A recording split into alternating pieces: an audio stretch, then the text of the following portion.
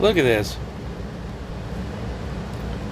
The storm is literally coming up from nowhere. I bet there's a big factory right there. How much you want to bet? Like they're not blowing anywhere. Is this where our rain comes from? Is all of Oklahoma's rain toxic rain? I love sitting out in that shit. Oh. Oh.